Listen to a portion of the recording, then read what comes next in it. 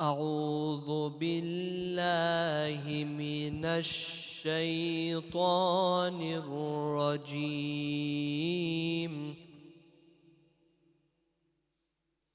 بسم الله الرحمن الرحيم.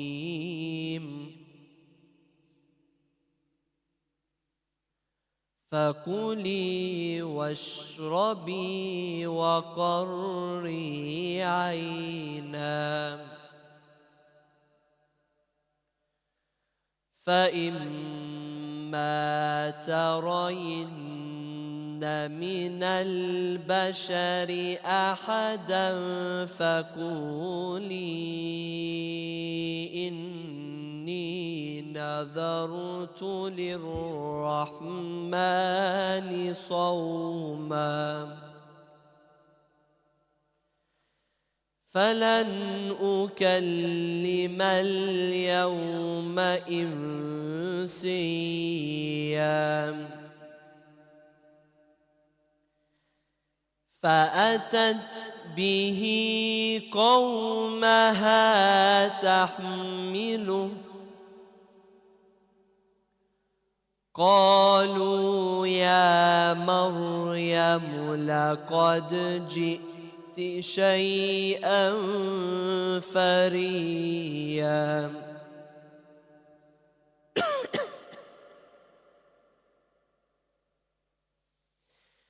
يا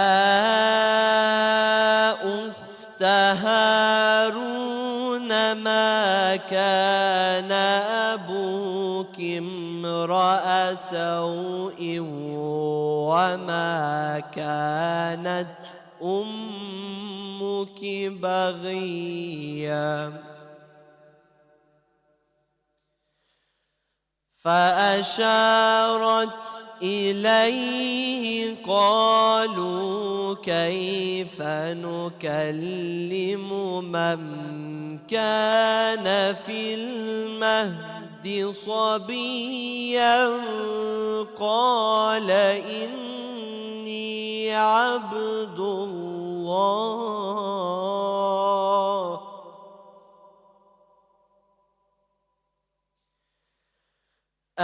آتاني الكتاب وجعلني نبيا وجعلني مباركا أينما كنت وأوصاني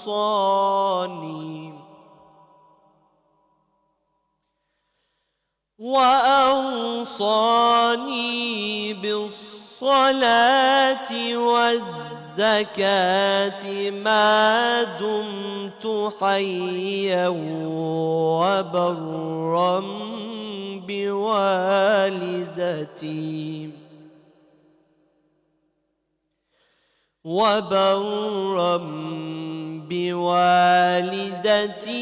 ولم يجعلني جبارا شقيا.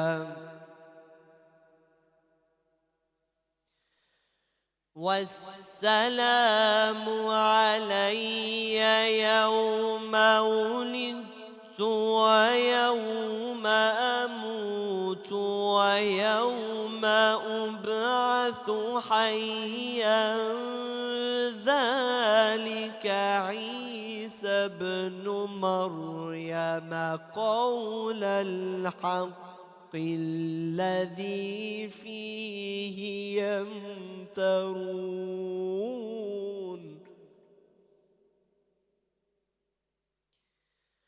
ما كان لله أن يتخذ من ولد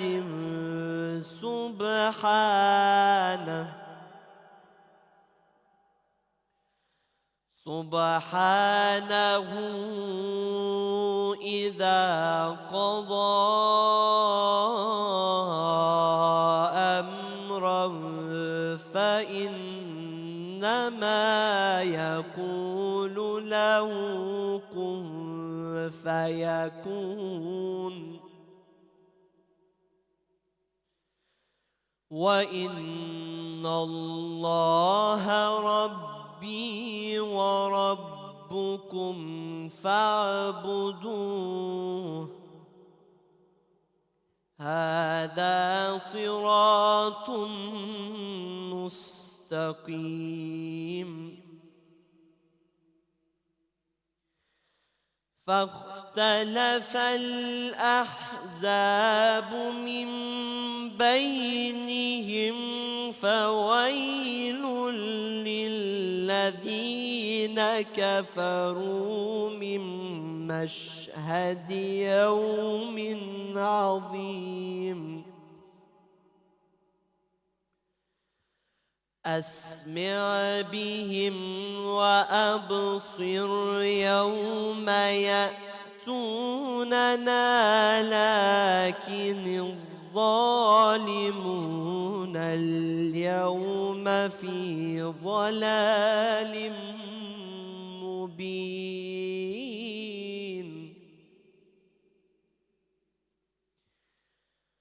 وأنذرهم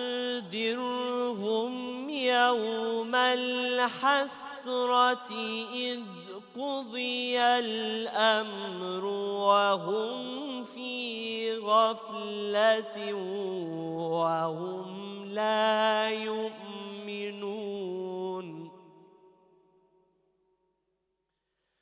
صدق الله العلي العظيم. صل على محمد وآل محمد.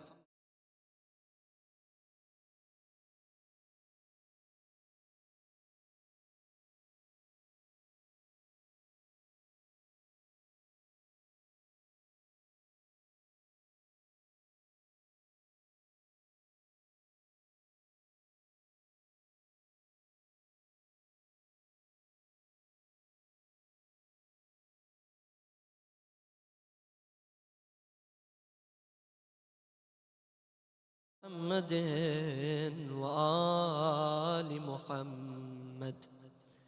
بسم الله الرحمن الرحيم. سلام على آل ياسين. السلام عليك يا داعي الله ورباني آياته. السلام عليك يا باب الله وديان دينه. السلام عليك يا خليفة الله وناصر حقه. السلام عليك يا حجة الله ودليل إرادته. السلام عليك يا تالي كتاب الله وترجمانه. السلام عليك في آناء ليلك وأطراف نهارك. السلام عليك يا بقية الله في أرضه. السلام عليك يا ميثاق الله الذي أخذه ووكده. السلام عليك يا وعد الله الذي ضمنه. السلام عليك أيها العلم المنصوب والعلم المصبوب والغوث والرحمة الواسعة وعدا غير مكذوب. السلام عليك حين تقوم. السلام عليك حين تقعد. السلام عليك حين تقرأ وتبين. السلام عليك حين تصلي وتقنت. السلام عليك حين تركع وتسجد. السلام عليك حين تهلل وتكبر. السلام عليك حين تحمد وتستغفر. السلام عليك حين تصبح وتمسي. السلام عليك في الليل إذا يغشى والنهار إذا تجلى. السلام عليك أيها الإمام المامون. السلام عليك أيها المقدم المامول. السلام عليك بجوامع السلام. أشهدك يا مولاي أني أشهد أن لا إله إلا الله وحده لا شريك له وأن محمدا عبده ورسوله لا حبيب إلا هو وأهله. وأشهدك يا مولاي أن عليا أمير المؤمنين حجته، والحسن حجته، والحسين حجته، وعلي بن الحسين حجته، ومحمد بن علي حجته، وجعفر بن محمد حجته، وموسى بن جعفر حجته، وعلي بن موسى حجته، ومحمد بن علي حجته، وعلي بن محمد حجته، والحسن بن علي حجته.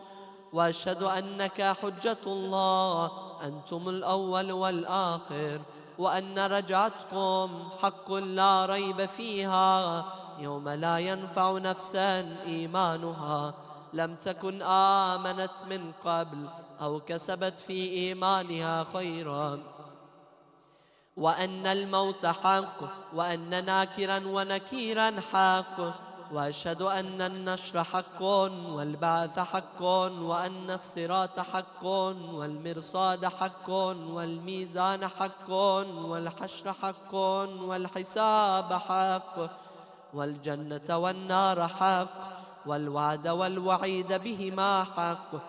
يا مولاي شقيا من خالفكم، وسعدا من أطاعكم، فاشهد على ما أشهدتك عليه، وأنا ولي لك بريء من عدوك. فالحق ما رضيتموه، والباطل ما استختموه، والمعروف ما أمرتم به، والمنكر ما نهيتم عنه. فنفسي مؤمنة بالله وحده لا شريك له، وبرسوله وبأمين المؤمنين، وبكم يا مولاي أولكم وآخركم، ونصرتي معدة لكم، ومودتي خالصة لكم. آمين آمين. صل على محمد وآل محمد.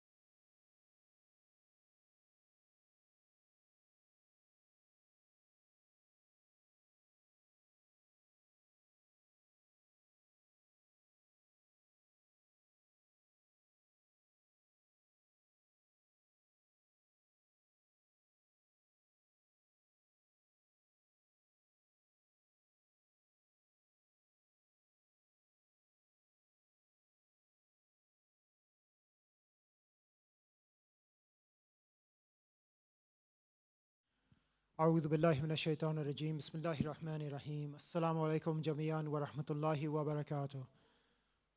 Welcome to the Imam Hussein Islamic Center, and as always, it's an honor, a pleasure, and a privilege to host you here this evening, whether you're here in the hall with us or whether you're joining us online or even watching a bit later. It's fantastic to have you all with us. A couple of quick announcements, and then inshallah we'll continue with the main program with the speech with our dear friend Sheikh Mohammed Mehdi and some anashid, and then a few more bits and pieces, and of course we'll have some lucky door just to finish it off. And lastly, we have a fantastic sausage sizzle going on outside. We have some beautiful desserts and sweets and things.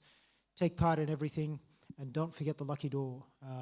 Get your tickets now, get in early, and inshallah you have a great chance to donate towards the Imam Hussein Islamic Center, followed by a chance maybe to win a prize as well, just as a thank you and a gratitude for taking part in the program and your generous donations towards the center and the running of the programs as well. Inshallah, we have some, as always, we have programs coming up. One of them being Saturday school has restarted, so 1:30 p.m. on Saturday afternoons, I think till 5 or 5:30. So if you haven't enrolled for this term, please come in a little bit early tomorrow and make sure your enrollment is complete. Next is every Thursday evening we have tafsir of Quran followed by Dua Kamel. The Friday afternoons, of course, is Jummah prayer, and Friday evenings are the main lecture for the week. Also, what are we, 1 week into Dhul Qa'd? Is it 1 week or thereabouts? 10 days, yeah, close. Either way, this month of Dhul Qa'd is disappearing very quickly, and we will very soon welcome the month of Dhul Hajj. There's a lot of programs and occasions and events in Dhul Hajj, and then of course Muharram coming very, very quickly after that. So we're about 6 weeks away from the beginning of Muharram, so keep that in mind with all your plans and expectations. Inshallah, we'll send out some information and some plans for Muharram in the coming weeks, so keep an eye out for that as well. And as always, the center does appreciate and welcome all of the help and volunteers and sponsorships and donations that the community provides. If you have any questions or you'd like to be involved in any way at all, please see myself or any of the sisters outside, any of the other volunteers that you see wandering around as well. Please feel comfortable to also provide any feedback, positive, negative, neutral, whatever it might be. We're here to listen. After all, the programs are to serve the community, and we are all part of the community. Inshallah, you feel you comfortable in speaking with any and all of us about any comments or recommendations you might have for the programs. With that, and to welcome Sheikh Mohammed Mehdi, but also, of course, to offer our congratulations on the birth of Imam Ali Al-Redha. Please recite 3 loud salawat ala Muhammad wa ali Muhammad. Allahumma salli ala Muhammad wa ali.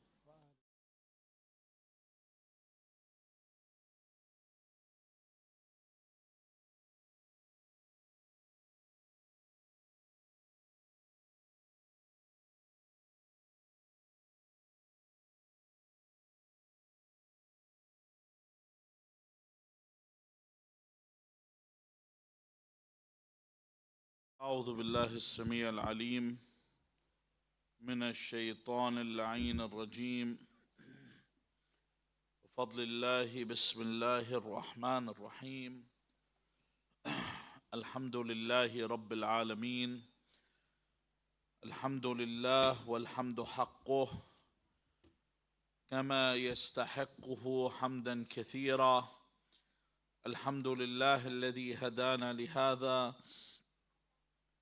وما كنا لنهتدي لولا أن هدانا الله اللهم لعن أول ظالم ظلم حق محمد وآل محمد وآخر تابع له على ذلك اللهم لعن العصابة التي جاهدت الحسين وشايعت وبايعت وتابعت على قتله اللهم لعنهم جميعا ثم الصلاة والسلام على خير خلق الله أجمعين محمد اللهم صل على محمد وآله وعلى أهل بيته الطيبين الطاهرين واللعنة الدائمة على أعدائهم أجمعين إلى قيام يوم الدين. قال الله في كتابه الكريم: بسم الله الرحمن الرحيم. ادعو إلى سبيل ربك بالحكمة والموعظة الحسنة وجادلهم بالتي هي أحسن إن ربك هو أعلم بمن ضل عن سبيله وهو أعلم بالمهتدين. Invite to the way of your Lord with wisdom and good advice, and dispute with him in a manner that is best.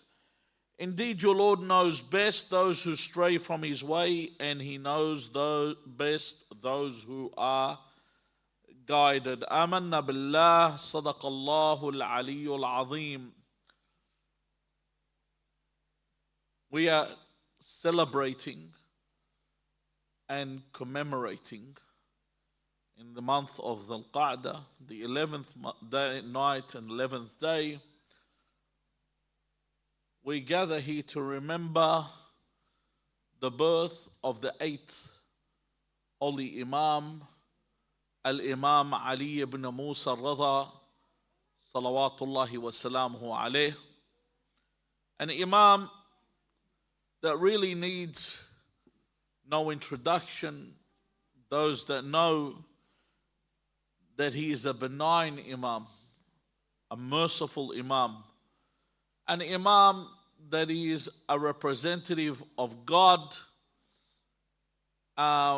in a manner that not only in his understanding of the faith, but the way he was relaying the religion to those around him, to the point that he's been mentioned by both Al-Imam Ja'far ibn Mohammed al-Sadiq, his grandfather, and Al-Imam Musa ibn Ja'far, his father, as being Alim al-Muhammad sallallahu alayhi wa alihi wa sallam. Sallu ala Muhammad wa ali Muhammad. Allahumma salli ala Muhammad wa ali Muhammad. He's the scholar of the family of the Messenger of God. And not only is he a scholar, his station is so high that Imam al-Qadim salawatullah alayhi says that I heard my father Ja'far many times state that he yearned to have met him. And the Imam was basically saying, when you say ya late or laytani adraktahu, the Imam is making a statement. When you say laytani, it's something that you wish would happen but is not going to happen. So in other words, the Imam is giving news that he will be martyred before the birth of Ali ibn Musa Al-Redha, as we commemorate the martyrdom of Imam al-Sadiq alayhi salam in the same year, on the 25th of Shawwal. 2 weeks later is the birth of Al-Imam Ali ibn Musa Al-Redha. So 2 weeks he missed out on seeing him.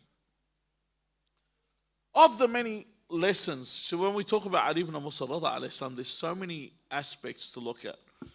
But one of the most outstanding and one of the things that stands above all is the actual court of Ma'mun. When we talk about the king's court is where things took place, where people would come and have their requests from the king, where the royal family would be, the nobles would be, and they would be seated. Either they're being entertained by a jester, or some scholars would enter and have something, a scientist or a person of knowledge would come and bring a new form of knowledge.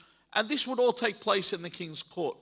But in the court of Ma'mun, unlike anything we've ever seen before in your life, nor anything you will ever see, we have never seen anything like this. Ma'mun's court was a place of interfaith dialogue. We're not talking Hyde Park Speaker's Corner, where man habba wa dab, whoever gets up there and talks, people with knowledge and people with no inkling of an idea of how to discuss. The interfaith dialogue that would take place in the court of Ma'mun was of the upper ranks. We imagine where you are getting bishops debating with mujtahids, with scholarly people present. So everything is strong. It's not somebody that wires up a YouTube channel and starts to preach for the masses to hear. Now, this is where it's important for us to go back to the initial verse. Because a lot of people engage in dialogue online. You know, some people, they'll watch a TikTok video of some Salafi talking rubbish. And people sit there and watch and they'll argue and they'll block this person or block. I don't know if it's TikTok, I don't know what platform they're using. But it's one of those platforms that they're actually using, and they'll block who they want. Don't let people give their opinion. And people like to listen. People like to debate. And sometimes in the debates, you'll see things that people commit travesties. They will say things that should not be said. And this is what takes place. So this is why we'll go to the initial verse where God says, Id'u ila sabili rabbik. So he says to you to invite to the way of your Lord. So you're supposed to invite people to God. Does that mean like the da'wah, you know, you see the people like, one person once told me in his earlier days he was outside a nightclub. He goes, I was lining up and he said to me that there was these Salafis doing da'wah. He said, so I started debating him. I said to him, I would have been ashamed to even mention religion while I'm standing there. That would have been enough for me to run away. That you're there lining up to enter a place of haram and then you're sitting there defending Wilayat Ali ibn Abi Talib. You know what I mean? It becomes something that I put my head down. But this is what they would do. They do their da'wah here and there. What does it mean to this da'wah? What does it mean? Ud'u ila sabili rabbika bil hikmah. Okay? Wal maw'idhat al hasana. Hikmah. As one video I saw was nice. He said, ilm or knowledge is to know that a tomato is a fruit. Hikmah or wisdom is to know that it doesn't go in a fruit salad. You know what I mean? So sometimes having the information is good knowledge, is knowledge. Wisdom is the application of the knowledge. Using application. I might know something, but I don't know how to apply it. I don't know where it works. So first thing I need to have is hikmah. The second one, it says, وَالْمَوْعِظَةِ الْحَسَنَةِ. A good advice or good exhortation. When I'm talking to someone, to give them a good advice. That you are speaking to someone in a good way. Then God, to emphasize this, God Almighty says, وَجَادِلْهُمْ بِالَّتِي هِيَ أَحْسَنُ. And this is where we need to understand. What does God mean? You know when that door closed? You know what it was like? Honestly, you know those times where you're sitting down, there's a motor running in your car for the radiator. I don't know if people hear that. And then it shuts down and then all the noise goes. That's what was happening when that door closed. That was amazing. That was good. God bless the person that closed the door. May Allah close the door of the fire of hell upon you. Okay. Or from you, I should say. Annak. Upon you might sound a bit wrong. So anyway. وَجَادِلْهُمْ بِالَّتِي هِيَ أَحْسَنُ. Now this is what we want to know. What does it mean to jadilhum? To dispute with them in what? In the manner that is best. What does it mean in the manner that is best? Because firstly, I need to understand, there's a hadith for Imam Hassan al-Askari alayhi salam. It's really wrong. Really long ruwayah. But if someone wants to understand how to debate, read this ruwayah. He explains of the things he says. Do not sugarcoat. He doesn't use the word sugarcoat, I'm paraphrasing. The religion. Never ever sugarcoat your religion. Say it as it is. Because if it was meant to be sugarcoated, God would have sugarcoated it. God would have made it sound, no.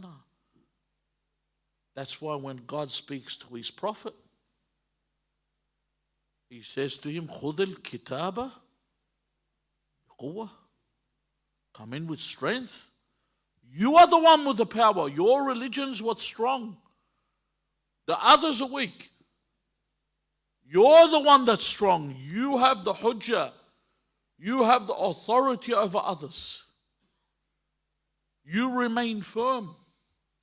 Because you are the one that believes in God. Who truly believes in God. So what is mentioned after this? وَجَادِلْهُمْ بِالَّتِي أَحْسَنُ إِنَّ رَبَّكَ. Most certainly your Lord هُوَ أَعْلَمُ بِمَنْ ضَلَّ عَنْ سَبِيلِهِ وَهُوَ أَعْلَمُ بِالْمُهْتَدِينَ. Allah knows who goes astray. Allah knows who's guided. It will be exposed. Yani, what I'm trying to say is the one that wants to get guided, they'll get guided. You know, when you sit with someone, you see there's a guy that wants to know. And there's a guy who's just there to argue. You know, he's just there to argue. It's like whatever's befitting for them, they'll just go with. You know, like, I could come up with an argument, for example, and say to you, for example, I know it's a birthday, so I could say Anthony, the centre forward that used to play for Manchester United that went to Real Betis, is the GOAT. If Manchester United wins the Europa League, then he gets the trophy for that, the medal for that, and he gets the medal for Real Betis winning the Conference League. So therefore he's won 2 awards for what? For 2 different cups, and he's only played in 1, so he's the GOAT. You know how ridiculous my argument is, but I'll try and push it. Okay, has Messi ever done that? Has Ronaldo ever done that? And I'll push it that way. And you know my argument's ridiculous, but I'll push it. And this is what I'm trying to say. Sometimes someone will push an argument that is nonsensical. It's nonsensical. It makes no sense. Just to be ahead. And this is what we are trying to say here. Allah is telling you to dispute billati ahsan. But firstly, let's take a look at what is jidal. Jidal is any form of arguing, disputing, any form of debating, and anything what they call generally with jidal, we're talking about polemics. What's polemics? You've heard the word polemics. Polemics is when you are having a dialogue about things that are controversial. Shubuhat in religion.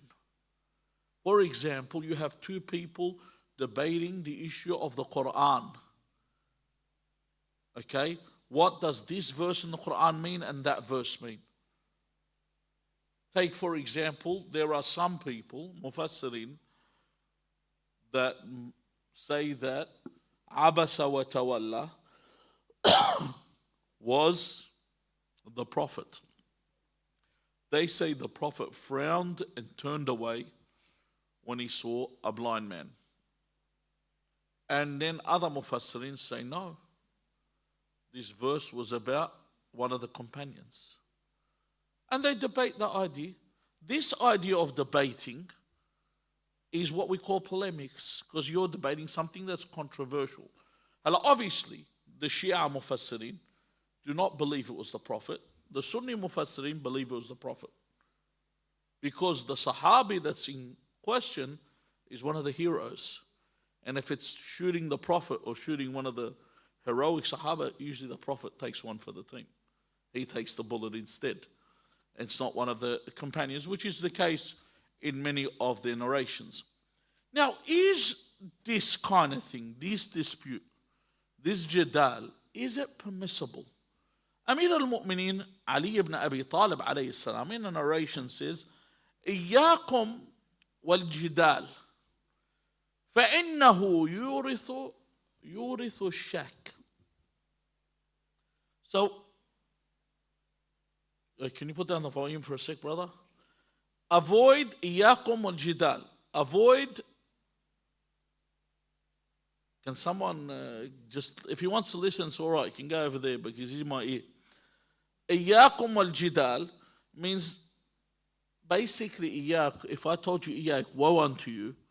Or basically, والجدال means avoid disputing.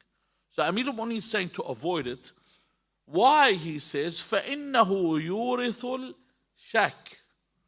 What it does, it brings about doubt. So you see these people, they get onto a lot of these debates and they come back. You see all this new movement of non-taqlidis. You meet them every day. People that just don't do taqlid. You tell them why. You got this new movement that don't do taqlid. This new movement that don't believe in the Quran. This new movement that believe that the Imams have divine attributes, that they are the creators and the sustainers. Where do they get all these ideas? They get them from entering into these discussions. Then you get the other side, the ones that believe that the Imam was just an ordinary human being with no special knowledge, just another bloke on the side of the road. And they do tarbib for the ulama. You know, you get all kinds of things come from them entering these kind of dispute. However, we can't say that it is forbidden on this narration. Imam saying iyakum for the mere fact that God mentions for you to do jidal billati ahsan. So he's not saying not to do it. He's saying billati ahsan. Okay. He says when the companions mention the issue of polemics or debating controversial issues with the sixth Imam, and they asked that, do they say, did the Messenger of God sallallahu alayhi wa alihi wasallam and Imam and Amir al-Mu'minin, did they forbid it? Disputing. The Imam says, Imam al-Sadiq alayhi salam says, lam yunha anhu mutlaqan. So he makes it clear that it isn't forbidden completely, but there is a part that's forbidden. He says, وَلَكِنَّهُ نُهِيَ عَنِ الْجِدَالِ بِغَيْرِ الَّتِي هِيَ أَحْسَنُ. So what's forbidden? For you to dispute بِغَيْرِ الَّتِي هِيَ أَحْسَنُ. So if I'm disputing in the way that is best, which we haven't explained yet, then that's acceptable. If I'm disputing with no knowledge at all, not understanding, then this is forbidden. You're doing more damage than good. It's like someone said, look, I want to do a good deed today. So he went out and started helping people. And then his wife says, how was your day? He said, this old person went across the road, I helped them. Someone was picking up things that had fallen, I picked them up with them. Then this guy asked me for directions. I gave him directions even though I didn't know the way. What did you do? All right, you helped someone, good. You gave someone directions even though you didn't know the way. What would you do there? Damar.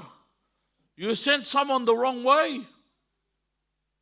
So sometimes you think you're arguing and you're doing good, but what you're doing is you're doing more destruction. If you do not know, then you walk away. Allah says in the Quran, as I mentioned, وَجَادِلْهُمْ بِالَّتِي هِيَ أَحْسَنُ. So Allah would not forbid it for me to say this. So anyway, Allah also says, قُلْ هَاتُوا بُرْهَانَكُمْ إِن كُنْتُمْ صَادِقِينَ. So Allah mentions for people to bring evidence if they are truthful. So what did these companions do after Imam said this? After Imam al-Sadiq says, any jidal that is not in the best way, what does a smart and intelligent person do? They ask, all right, what is jidal billati hiya ahsan? That's what you would do. You wouldn't just walk away and assume you know now. You don't know. I need to ask because I need to understand. So when I get on the internet and become a keyboard warrior, many people, the armchair jihadis, as we used to call them, and many of them get martyred on that keyboard. And many of them go straight to hell on that keyboard, just from things they've said. Just from, I remember once this guy, he used to give fatwa, like Pizza Hut vouchers. Someone once asked, it was on one of these discussion forums, someone said, how do I do ghusl?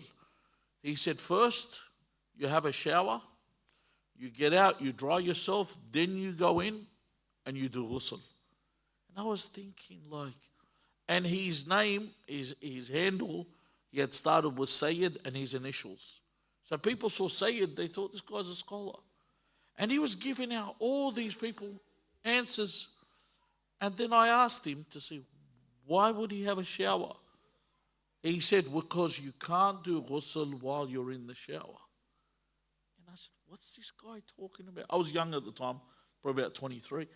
But I just thought to myself, this guy, how many people's religion has he been interpreting on a forum? Just on a discussion forum. This is before Facebook, before any of this. This is what people used to do. They used to get on discussion forums and have discussions. And you had a marja on that scholar, on those forums. So they asked the Imam, what is al-jidal billati ahsan? So the Imam began to answer with what it was not. He says, al-jidalu billati hiya ahsan. لأن فيها, this is what he explains. فيها, what is it? He says, قطع عذر الكافرين وإزالة شبههم. So why do I have to do it first? He says, because it cuts off all the argumentation, all the proofs that they have, that the unbelievers have. So firstly, what I have to do is remove this. That's why it has to be correct. And secondly, he says, it takes away the shubuhat that they put. The shubuhat, what does shubuhat mean? Shubuhat means anything that's dubious. Anything when someone mentions. You notice when, I've mentioned this previously, if people remember, when Richard Dawkins used to always say, he would get up and call out and say, what is the punishment for apostasy in Islam? So he says if someone is a murtad is someone that is a Muslim and becomes kafir. He says, what is the punishment? And many people get up and say, death. That this is the punishment. And then he will say, oh my God, this is terrible. It's a simple answer. What is the punishment for high treason? What's the punishment for high treason? If you are in the United States, you commit high treason, what's the punishment? Go look it up. It's death. The punishment for high treason in the United States is death. People might tell you, well, Australia doesn't have a capital punishment. People say in Australia, capital punishment was abolished when? In 1969. That's not true. For state crimes, the capital punishment was removed in 1969. But for federal offences like high treason, it remained punishable by death until 1983, 14 years later. However, they don't need to kill you here. They can take you to Camp X-Ray, or they can take you to another island somewhere in the Pacific, and they can do whatever they want. There, you don't have any more rights. So there is a punishment. So when they talk, it's like at the time, I don't know if you remember, there was this video that was going around in Iraq of all these underage girls doing temporary marriage, and people were sending it around and going crazy. Someone sent this to me and said, Sheikh, what do you think of this? I said to him, what do you think of Epstein's Love Island? And his plane that was called the Lolita. What do you think of that? Don't talk about this. This is all propaganda, but let's talk about what's really happening in the world that everyone seems to ignore. So when you talk, you need to understand who you're speaking to. That these people that act self-righteous, these people that tell you that you are in a country that has human rights and you got genocidal maniacs, the premier of this country, premier of this state, recently saw his statement that he was giving about the Zionist state. This person that you got the premier of this country, the prime minister, all these people that vie to show respect to genocidal maniacs. And you have to prove to them that you're humane. It's like one day, this is when Saddam fell, and the Americans were torturing people in the prison of Abu Ghraib. Okay? And someone got up and said, why are they making a big deal of this? What Saddam did was worse. And then another Aussie writer, you know what he wrote? It was very nice. He said, the day we have to compare ourselves with Saddam is the day humanity is lost. So imagine I tell you, listen, I'm not that bad. I'm not as bad as Saddam. You're comparing yourself with Saddam. You're really bad. And I've really scraped the bottom of the barrel. And for me to compare anyone, that's why when Muawiyah sent the letter to Imam Hassan, alayhi salam, and said, Ana khayrun mink, that I am better than you, the Imam's response, he says, Wa ana la aqulu anni khayrun mink. Imam Hassan said, I don't say I'm better than you. Muawiyah said, I'm better than you to Imam Hassan. Imam Hassan said, I don't say I'm better than you. He says, لِأَنَّهُ لَا خَيْرَ فِيكَ. He said, I don't say I'm better. I don't say I'm more khair than you. Because there's no khair in you. You can't compare. It's like, I'll tell you right now, if someone came up to you and said to you, okay, I don't want to get it too vulgar. If someone, I'll try and be vulgar but not too vulgar. If someone said to you that an apple, if I said to you, it has to be vulgar. If I said to you an apple or a steak dinner on a dining table or human waste in a toilet bowl, I think the steak tastes better than what's in the... You think, how can you compare the two? How can you compare Imam Hassan to Muawiyah? How can you compare what's sanctified to what's septic? You can't compare the two. There's no comparison between the two. So when I want to discuss, I need to understand how I'm speaking. I need to be in that position to remove the shubahat. Otherwise, you're like Speaker's Corner, where everyone's shouting over each other, and none of them make sense. If you're capable of arguing, then you have to do it in the way that is correct. And if you're not capable of arguing, don't argue. Because you're doing Islam a disservice, you're doing yourself a disservice, and you make the people that are capable of disputes have a more difficult job because they have to repair. So you ever see that one? It's called, there's a company that one of the motto on the truck, it says, we fix what your husband tried to repair. Or we repair what your husband tried to fix. You know how sometimes a guy has no idea, you know, there's someone that acts like they're a jack of all trades, they try to fix something, they destroy it, then you have to get the expert to do it. This is the case. So when these people come in and try and fix something, they destroy, and then it makes the people that are able to dispute and debate have a more difficult job. Take, for example, an excellent example in the Quran is the argumentation of Ibrahim and the people that worship the planets, and the people that worship the moon, and the people that worship the sun. If you look at the verses, because there were three groups, he mentions to them with the first ones that worship the planets or the stars in this, because it's a planet or the stars.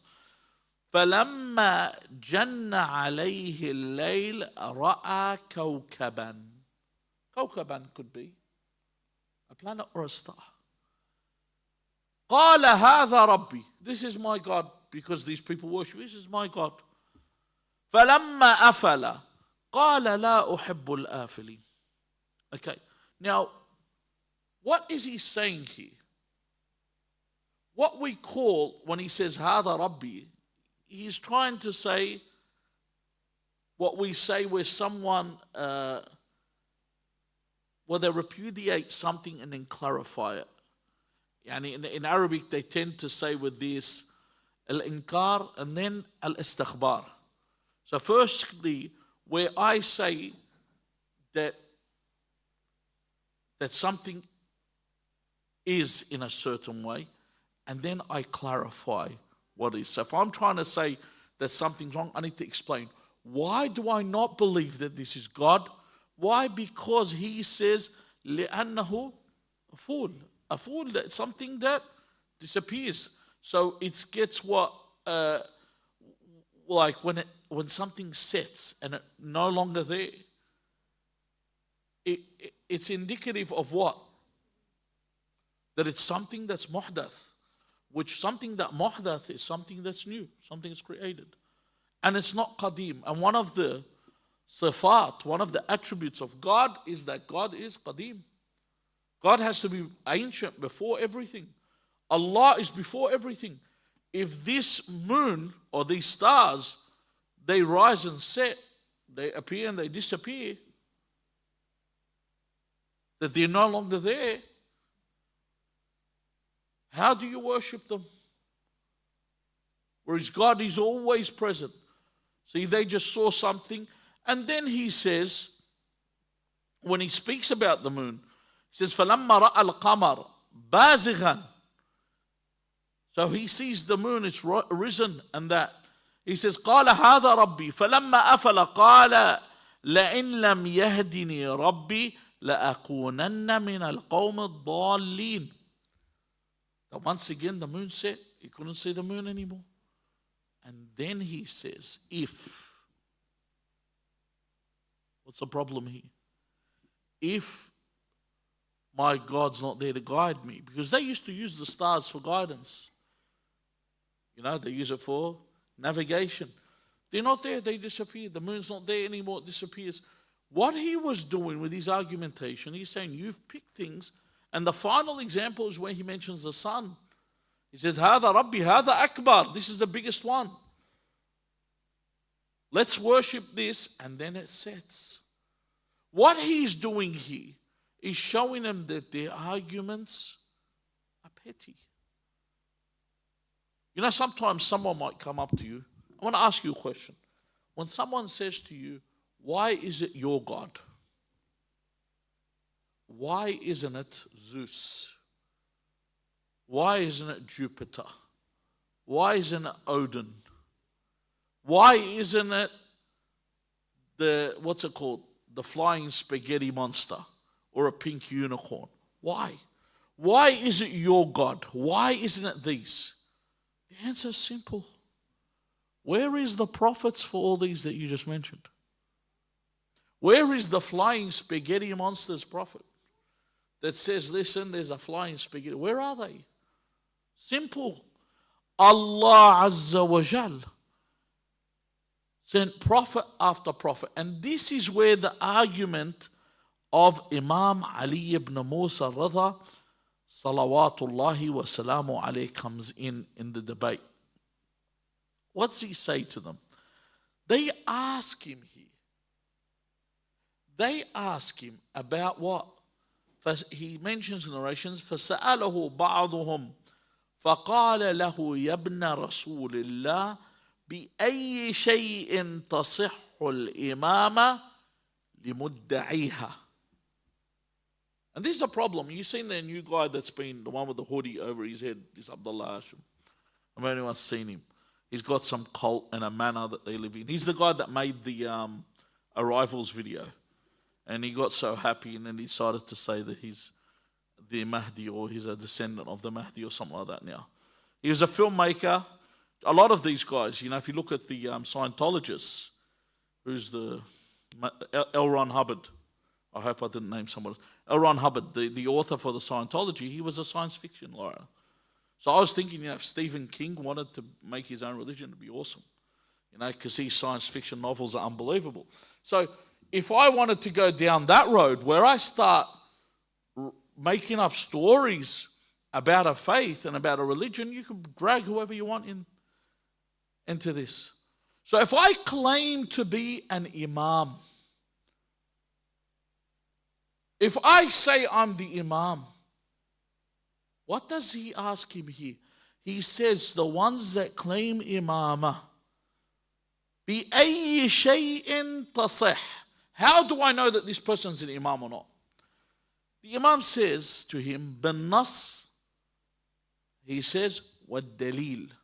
When we say بِالنَّص, we're talking about the text, which is the Quran, the Hadith. That says this, the Hadith that tell you that this person's an Imam, this person's not an Imam. They are named. That's why if you notice the Imams would mention who the next Imam is. There's no doubt here. Imam Amir al-Mu'mineen Ali ibn Abi Talib salawatullahi wa salamu alayhi, on his martyrdom, when he gave his commandments, he said Al-Hasan is the Imam. Even though Rasulullah had mentioned all 12, but every Imam would make sure that they knew who the next one was. So that's the Nas. The next thing is Ad-Dalil. What is the Dalil? So when we say Ad-Dalil, is something that attests to something. An attestation. Something that shows that this is the Imam. قال له فدلالة الإمام فيما هي. How do I attest to this person? What is it that gives the attestation to the Imam? So someone comes along and says, I'm the Imam. How do I know? He says, I'm Imam Mehdi. How do you know? He says, في العلم واستجابة الدعوة. Now, في العلم is that the Imam, like Imam Amir al-Mu'mineen Ali ibn Abi Talib alayhi salam said, اسألوني قبل أن تفقدوني. Ask me before you lose me. And no one will say this after me, after I've said this, إلا مدعى, except someone that is a liar. Because Amir al-Mu'mineen told them, I will tell you not only what the verse of the Quran is, I will tell you when it came, whether it was in the night or in the day. I will tell you with the most specific details. I know. So firstly, their knowledge. And you've seen in the narrations where the Imams, I'm not talking about our narrations. Look at the people that speak about the Imams. The contemporary people at their time, the scholars of the other sects, they say, أعلم الناس وأفهم الناس وأذكى الناس. They will speak about their knowledge and they will say things that you cannot even imagine. The second thing he says is that their prayer is answered.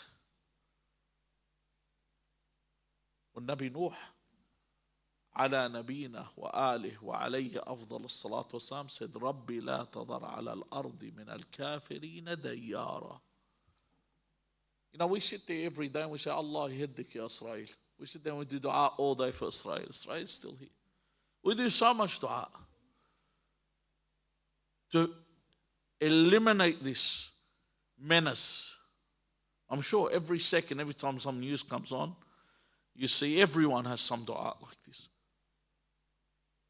Nabi Nuh did dua. This is unbelievable.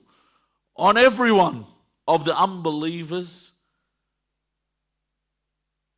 And Allah answered, Inni maghlubun fantasir. Every prophet, when they called, they answered. This is how I know. Once there is a narration that there is a group of scholars next to the Kaaba, Masjid al-Haram, near the Kaaba, and they're all praying Salat al-Istisqa because of a drought. Now, obviously, Mecca, I don't know if anyone's been there. I've been about 3 times where it's rained. And when it rains, when it rains at Mecca, there's no, because, it rarely rains, so there's no stormwater drains, so cars start floating and all that kind of stuff. That's why if you see some photos where, I wasn't there when there was the tawaf where people are swimming around the Kaaba, but there is times where when the ghaith, as they call it, ghaith is a rain that comes after a drought. So when this dua for istisqa, they want it to rain, they're doing dua. Amongst them is Malik ibn Dinar, who's one of the greatest scholars of the other sect. He's someone that they hold in high regard. This guy is a very renowned scholar, and he's praying. While they're praying, and they're next to the Kaaba, clutching onto the Kaaba, a man walks in and says to them, he says, what are you praying for? They said, we're praying for it to rain. And then he says, and it's not raining. You're next to the Kaaba. And you're asking for it to rain and it's not raining. أَلَيْسَ فِيكُمْ أَحَدٌ أَلَيْسَ فِيكُمْ أَحَدٌ يُحِبُّهُ اللَّهُ. Is there not amongst you one that Allah loves? And then he says to him, you pray. So he says, I saw him in prostration. And he said, while he was prostrating, he said, Allahumma bihubbika li. I'm not asking you for anything, not the Kaaba, not nothing. I ask you for your love for me, he says, that you make it rain. He said he had not raised his head until the water had come out. He said, like the bottles are pouring. Like, you know how when you open he says the qarur, when you open it, the bottle, you see those bottles and you open them, you see how the water just gushes out. That's how he said the rain came down. So he says, I followed him. And he said, who are you? He said, I am Ali ibn al-Husayn ibn Ali, Zayn al-Abidin alayhi salam. He said, how did you know that Allah loves you? He said, if Allah did not love me, He would not have made me an Imam. I was selected, that's how I know. So of the signs of Imamah is their dua is answered. When they make a dua, it's answered. Forget the naysayers that when you tell them a miracle of Ahlul Bayt, they say, takhanta, or where did you come from? No. That their dua is answered, this is attesting to their ability and what they do. Now, your role is to know what you're talking about before you discuss. To use a lot of arguments that have been brought up, have been mentioned by Ahlul Bayt. To call to Allah's way, the results are in Allah's knowledge. In other words, you're not going to ihdi everyone, trust me. And you see the world around you. People see batil, they see evil with their own eyes and they support it. You're not going to guide everyone. It's not your job. I'll make it easy for you. Do you want me to make you feel better? It's a birth. It's a somber, what do they call it? A bittersweet thing. And this is happy, sad, bittersweet. But Rasulullah sallallahu alayhi wa alihi wa sallam preached all those years, and he built Islam to the point that he built it to. And then after he left the world, how many people followed his wasi? How many people followed Amir al-Mu'minin? In other words, if Rasulullah sallallahu alayhi wa alihi wa sallam, you're not going to do a better job than him. In the end, the hidayah is on Rabbil Alameen, not on you and me. Some people just won't listen. Your duty is to give conclusive proof. التي هي أحسن does not mean in a good way. Ahsan means the best way. If you do not know the best way, what do? As we say, أعطي الخبز للخباز ولو أكل نص. Give it to someone that knows the profession. Don't do it yourself. You don't know how to debate, say, listen, I don't know, let someone else talk. Because you can cause destruction with something that you say.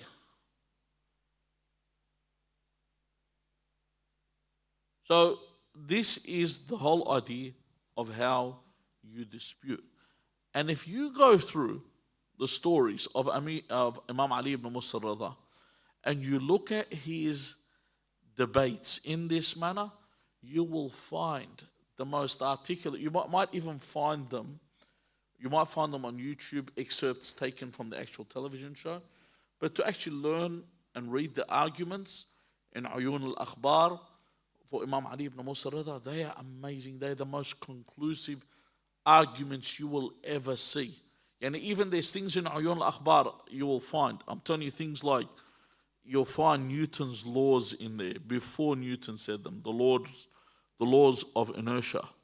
I mean, I'm telling you, these are things when you read them, they're all there. Just like when you find with Imam al-Sadiq alayhi salam, where he speaks about, there's another discussion as well, when you talk about their knowledge, when he speaks about the existence of elements in the atmosphere that no one even knew they existed. So as far as we saw, it was Hawa. No one knew there was nitrogen, oxygen, all this in the atmosphere. The Imam speaks about things that exist in the atmosphere that wasn't even spoken about till later. So when you look into the arguments that they deliver, know these are arguments of people with conclusive understanding and knowledge. We ask Allah Azza wa Jal to grant us the ziyarah of Ali ibn Musa al-Redha. And I really encourage people to do his ziyarah.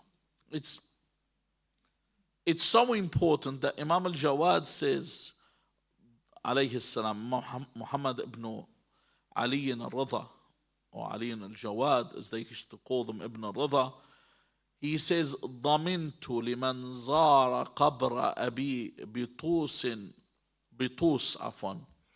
عارفا بحقه الجنة.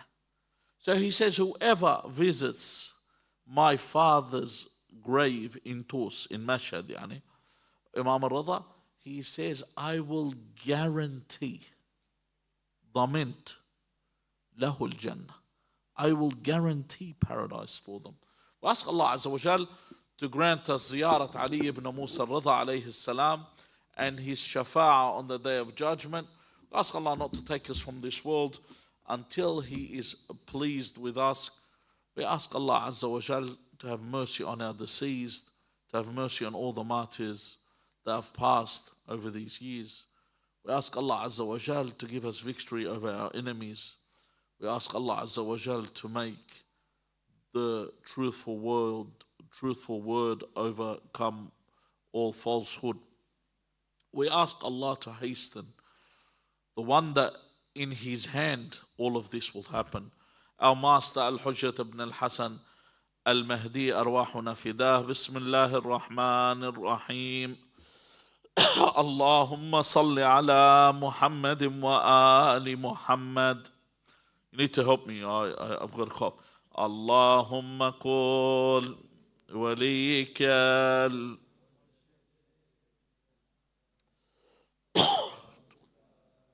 عليه. Please louder. في هذه الساعة وليا وحافظا وقائدا وناصرا ودليلا وعينا حتى تسكنه أرضك طوعا وتمتع فيها طويلا برحمتك يا أرحم الراحمين. وإلى أرواح المؤمنين والمؤمنات وإلى أرواح موتانا جميعا ولقضاء الحوائج وقبول الأعمال وشفاء المرضى وغفران الذنوب وتعجيل الفرج وحسن العاقبة. رحم الله من قرأ سورة المباركة الفاتحة مع الصلوات. اللهم صل على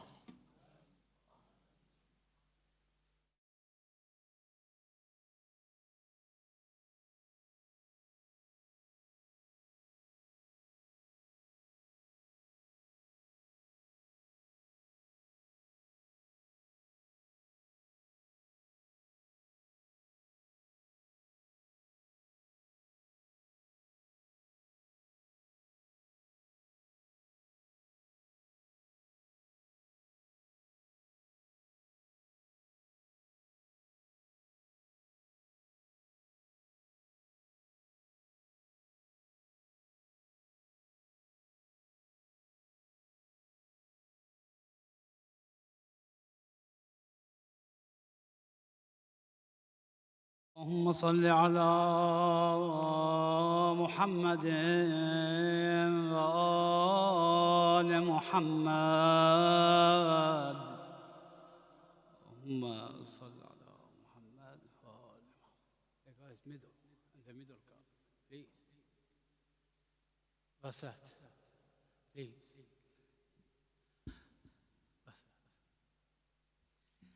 يا أبا الحسن يا علي بن موسى، أيها الرضا يا ابن رسول الله، يا حجة الله على خلقه، يا سيدنا ومولانا، إنا توجهنا واستشفعنا وتوسلنا بك إلى الله، وقدمناك بين يدي حاجاتنا all together، يا وجيها عند الله، اشفع لنا عند الله، يا وجيها عند الله، اشفع لنا عند الله. صلوات. اللهم صل على محمد وآله. ولائكم جنة يا ضامن الجنة، ولائكم جنة يا ضامن الجنة، يا ابن علي المرتضى، يا أيها الضامن، يا ثامن آل الرضا، أفديك في ثامن، خصك الرحمن سما، خصك الرحمن بالحرم الآمن، لست بطوس أنت في أرواحنا ساكن، يا ثامن الأطهار، اشفع إلى الزوار للإنس والجنة، يا ضامن الجنة، يا غوثنا والمرتجى، يا صاحب الآيات، عالم آل المصطفى، ضامن الجنات، يا أيها الباب الذي تقضى به الحاجات، امسح على آمالنا واكشف لنا الشدات، حتى حقق أمانينا وامسك أيادينا واكشف لنا المحنة، يا ضامن الجنة، اكتب لنا تعويذة مولاي للدرب، واختم إلينا بالهنا يا جنة الحب، جئت إليكم زاهدا في الشرق والغرب، يا سيدي ثبت على ولائكم قلبي، فاز الذي والاك، خاب الذي عاداك، أنت لك المنة يا ضامن الجنة. لذنا بكم فارأف بنا يا كعبة الرافع، نحتاج في محنتنا من بابكم وقفا. يا أيها الشمس التي تشرق بالألفة، طفنا على ضريحكم بالشوق واللهفة. يا قاضي الحاجات جئناك بالدمعات، امسح على الوجنات يا ضامن الجنة. صلوات اللهم صل على محمد. میدونم 3/4 محفل ایرانی هن.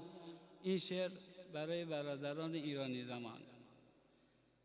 سلام ای غریب غریبان، سلام ای طبیب طبیبان امام رضا. سلام ای غریب غریبان، سلام ای طبیب طبیبان، علی محتاب شبستان طوس، علی حضرت نور شمس و شموس. غریبم غریبم غریبم، من از راه دور آمدم، به دنبال یک جرعه ماه نور آمدم. غریبم من از راه دور آمدم، شب به دنبال یک جرعه نور آمدم. شبم آه یک جرعه ماهم بده، پناهی ندارم پناهم بده یا امام رضا. ببخشا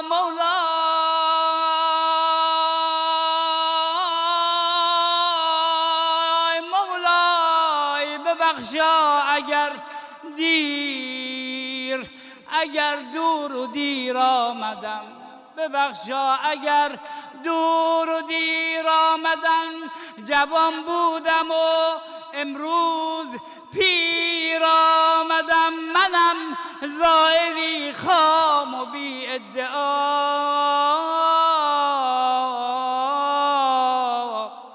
کبوتر کبوتر کبوتر دعا. اگر مست و مسرور و شاد آمدم، من از سمت باب و جواد آمدم. من از عطر نامت بهاری شدم. تو را دیدم و آینه کاری شدم. تو این خاک را رنگ و بو داده ای، به ایران من آبرو داده ای. ببخشای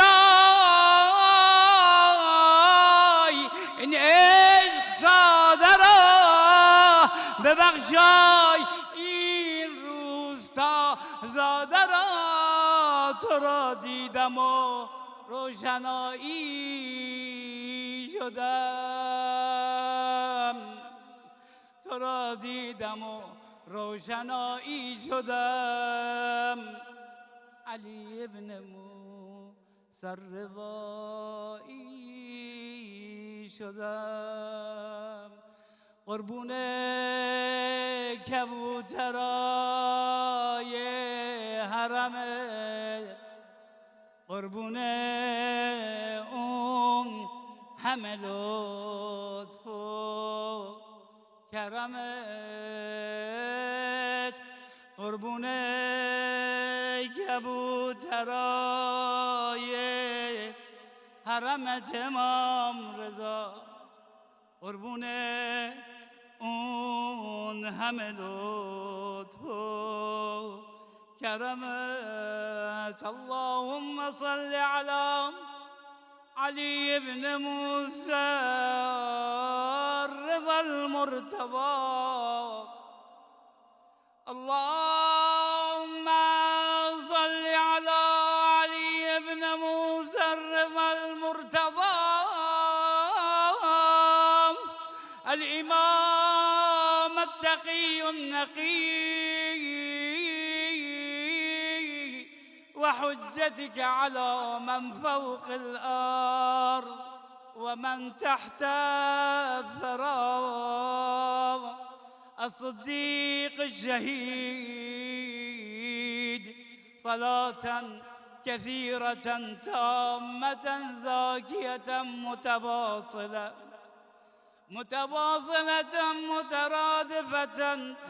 مترادفة كأفضل ما صليت على أحد من أوليائك. صلوات.